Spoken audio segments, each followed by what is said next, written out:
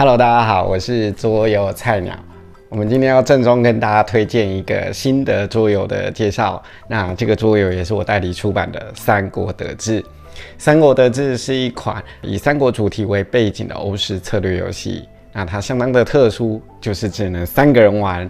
玩家在这个乱世里面扮演魏、蜀、吴3方势力的其中一方，然后必须互相拉扯。作为一个欧式游戏，《三国得志》相当的特殊。大家都知道，以三国为主题的游戏非常不好设计，原因是因为三国人物的英雄特质让三国主题的色彩性相当浓厚，但这也给设计师带来相当多的困扰，因为设计师很不容易在游戏里面既能表现英雄的特色，又能兼顾欧式游戏的机制平衡。而三国得志是我觉得少数的例外在这个游戏里面，玩家不但扮演君主，可以驱动各式各样具备独特技能的武将，在公版图上城池沙场建设国家。那另外呢，你依然能够享受到这些三国人物们的英雄特质，透过武将的特殊能力，你可以善用他们，在你治理国家、对外征战上建功立业。话不多说，我们赶快来看看国外的玩家对《三国得志》的更详细介绍吧。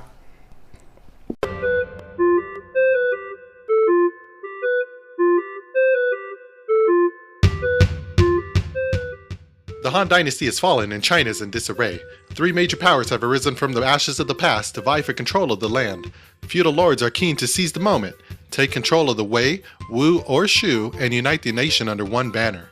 It will take a keen leader and a savvy commander to come out on top in Three Kindoms Redux. Three Kindoms Redux takes an epic subject and distills it into its purest form. It boils down a grand conflict into a battle of control. A lesser game would have watered down the experience to make it understandable, whereas Three Kindoms Redux makes it eminently approachable. By taking control of one of the 3 feudal lords, it's your goal to unify China under your rule.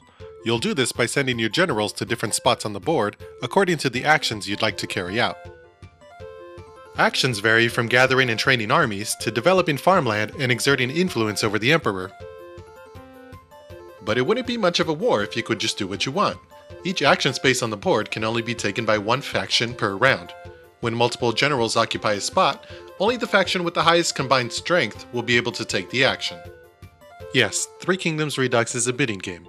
The tension is high and the stakes are even higher. But how can a bidding game capture the brutality of war? It does so by not focusing on just a single battle, but zooming out to get a grand picture of the entire conflict. War isn't just a military ordeal, it affects the entirety of your nation. You must develop your economy and farm system, as well as maintain diplomatic relationships with the local tribes if you aim to emerge victorious. Three Kindoms Redux is different by the very fact that it's a 3-player only game, but its 3-part nature is also what makes it special.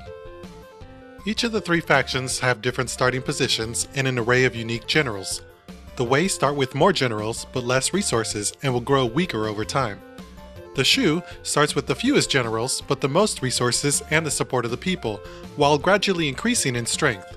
The Wu plod ahead with good balance throughout the game.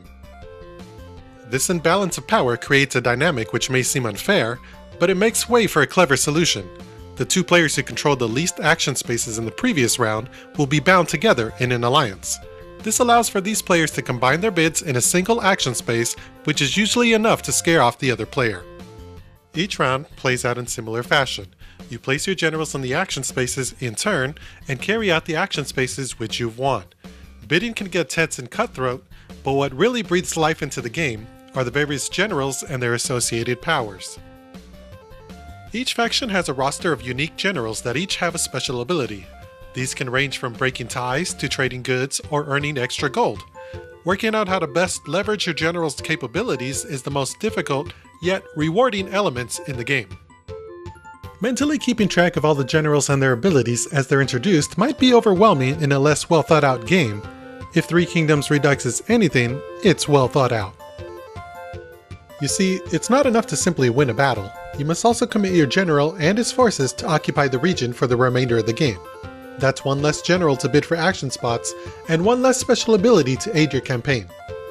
And though these occupying forces are no longer active in the day-to-day workings of your faction, they are a constant presence. They need perpetual upkeep in the form of money and food. In a game where resources are as tight as this one, it's a constant reminder that war is more than a few glorious moments in battle. It's a nation-changing event that takes its toll on everyone. There's even a tribal relations track as recognition to the fact that your war might not play all that well with the neighboring peoples. If you can't tell by now, I really like Three Kindoms Redux. I really like it. It portrays war in a way that I've never seen before and offers up a tense, tight game to support it. It's hard to believe that this game was put together by a first-time design duo, given its high production values and strong game design. It's a sign of the times that an unknown player in the board game space can make something so good, and a warning shot to the big names that they better not rest on their laurels.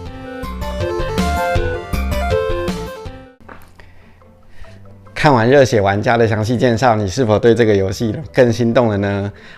代理三国得志真的是我一个很重大的决定。当初我在玩这个游戏的时候，我就非常的被它吸引，然后同时我也发现这个游戏如果我代理了，一定非常的不好卖，因为它的策略程度非常高，规则细节也很多。但是作为一个三国主题迷，也作为一个喜欢欧式游戏的玩家，我认为《三国得志》是一款一定应该要有中文版的游戏，所以我毫不犹豫的代理了下来。同时英文版的《三国得志》由于它的盒子非常的细，大家可以看到它的盒子非常的细，你看我都快压不进来了哈。所以经过原创出版社授权下，我们在台湾的繁体中文版的《三国得志》将会另外出自打造比这个盒子再厚2倍的盒子，让玩家可以尽情的收纳《三国得志》的繁体中文版。希望你能够体会到我们的用心，也希望喜欢策略游戏、喜欢三国主题的玩家能够跟之前一样尽情的支持桌游菜鸟，让我们一起把优质的策略游戏带进台湾。我是桌游菜鸟，《三国得志》预购现在开始。赶快上网预购，不要错过。